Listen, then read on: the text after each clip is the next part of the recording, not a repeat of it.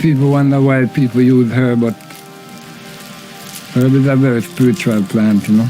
Cannabis is by far the most popular illegal drug in the world. The plant has been consumed for medicine, spiritual enlightenment, and plain old relaxation for thousands of years, and has become a ubiquitous part of international culture. By most measures, it's also considerably safer than many legal drugs, including alcohol. Cannabis legalization is probably inevitable, and it should be. The current system is failing.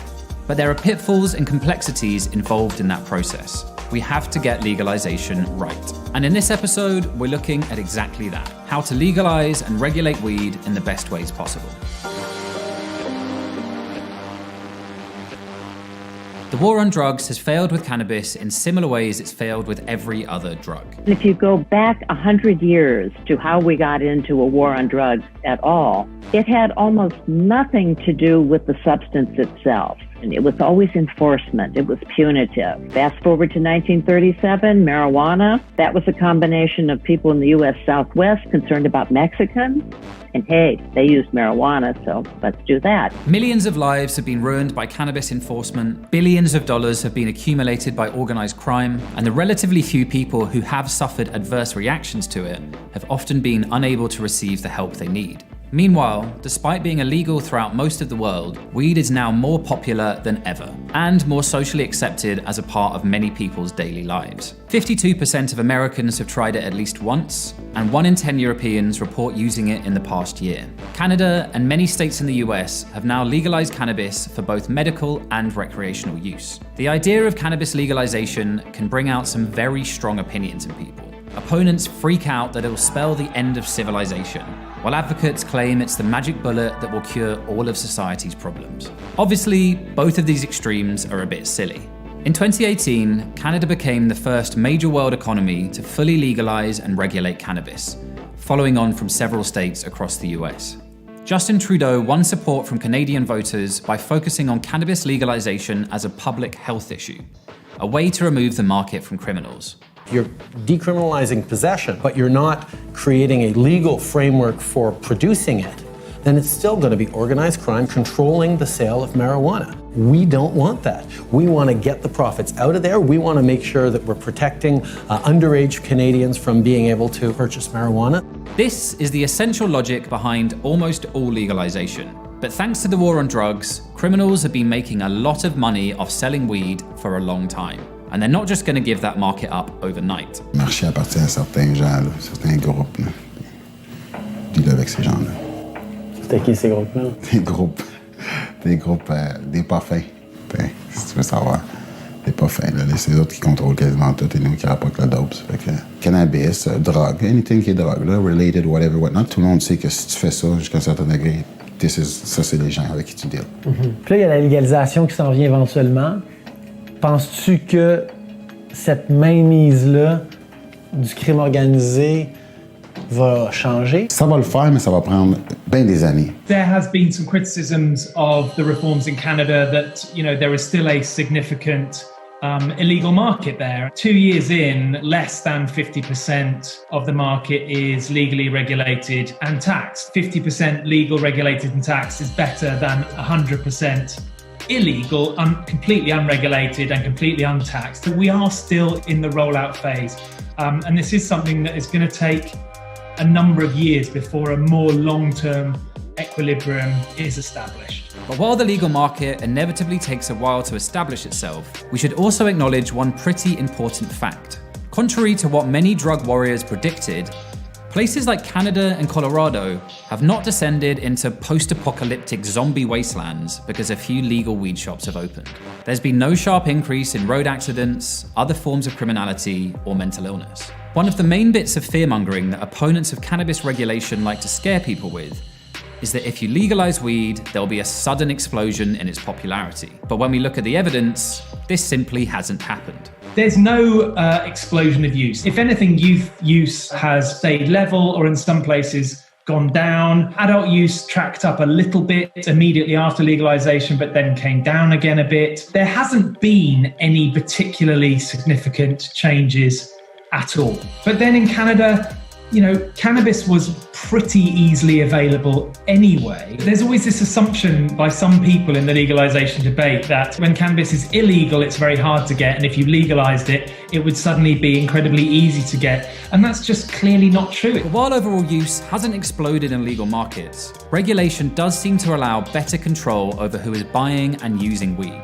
If you're not old enough to go to the stores, but there is less illegal cannabis available, then yes, availability will go down. But given that that's one of the things that legalization regulation is trying to achieve, that's actually a good thing. This is really crucial. One of the biggest worries around cannabis is the potential effects of heavy use on mental health, particularly for young people as their brains are still developing. However, while heavy use of high-potency cannabis by young people is considered a risk indicator for conditions such as psychosis, and daily use of any drug, including alcohol, can be dangerous, the extent to which cannabis directly causes mental health disorders has yet to be established.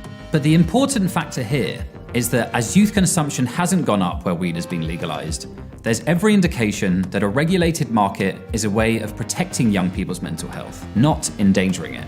The cannabis plant is a remarkable plant. It contains many hundreds of different chemicals, but the main two components are THC, which gets you stoned, and CBD, which is a kind of antidote to THC, which protects against the excessive stoning.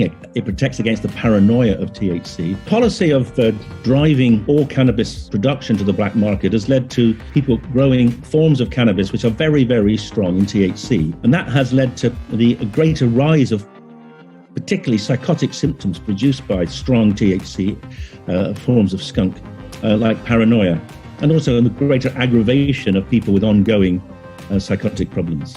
Now, if we had a regulated market, the first thing that would happen is that people would know what they were getting. And the second, we could use taxation and pricing to encourage people to use the mixture and so get the beneficial effects of the CBD alongside the recreational effects of the THC. Back in the 1930s, we learned the hard way that trying to ban alcohol simply doesn't work. So we came up with a system to regulate it, with strength limits on drinks and licensed bars and shops that aren't allowed to sell to kids. Obviously, drug dealers on the illicit market don't worry about stuff like that, and will sell anything to anyone. Do you think that kids are subjected to drugs more now? I think it's doing them about 12 years old and that. Is it because MDMA is cheap, the kids like that? Yeah, dirt cheap. But the alcohol and tobacco industries also leave a lot to be desired, with huge companies able to lobby governments to shape policies in their favor. The process of legalizing cannabis offers opportunities to vastly improve on that model. One of the first major concerns is not just about weed suddenly being sold in fancy shops, but who gets to run those shops? This is pretty much the archetypal cliche of legal cannabis. Bearded guys with elaborate vape machines droning on about their favorite strains of kush, like craft beer geeks but with hazier short-term memories. But in reality, it's not the nerdy cannabis enthusiasts who are actually running the show.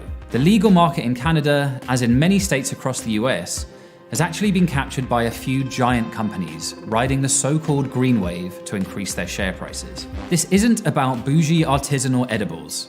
This is about serious 21st century capitalism. In preparation for legalization, weed giant Canopy Growth started buying out a number of smaller producers around Canada, making it the single largest cannabis company in the country. 22 million shares traded today. Wow, that's unbelievable.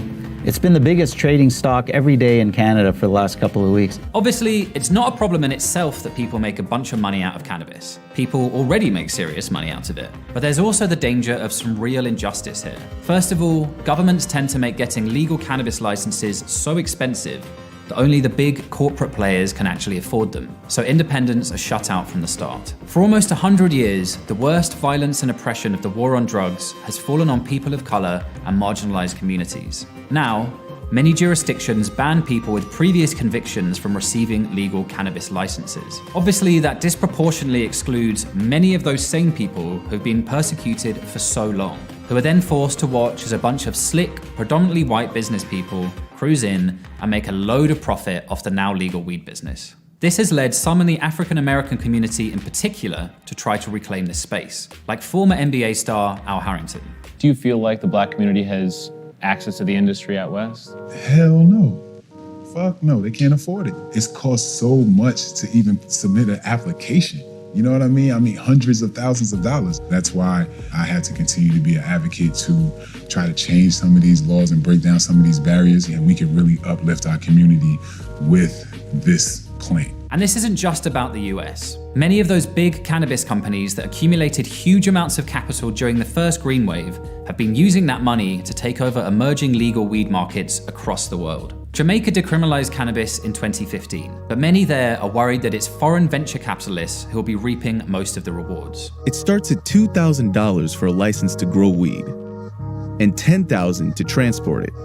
That's more than the average Jamaican's annual salary. Maybe there's a chance here, not just to end the war on drugs and raise tax revenues, but to actually create some reparations for those who have been most affected. Luckily, the patchwork of how different American states have gone about legalization so far gives us a wide range of evidence of what works and what doesn't. And in the face of pressure from activists, some states are actually taking steps to make social equity a fundamental part of their cannabis legalization agendas. Not only does legalization prevent some of the harms of the war on drugs going forward, but that we use some of the opportunities that it creates to potentially repair some of the harms that the war on drugs has created in the past. We're seeing more well thought through, better funded equity programs. Illinois, which legalized cannabis relatively recently, has already expunged 500,000 former cannabis convictions. That is a major injustice that has been, to some degree, rectified by this policy. We are seeing millions of dollars being redirected from the legal cannabis economy into social programs. We are seeing,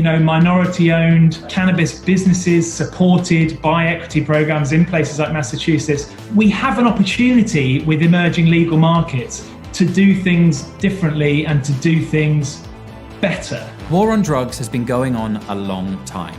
Its patterns are set deep, and the damage it has done is going to take many years to undo. But what we've learned from the experiments taking place with cannabis legalization across North America is that the hysterical fear-mongering predictions have not come true, and the results have been broadly positive.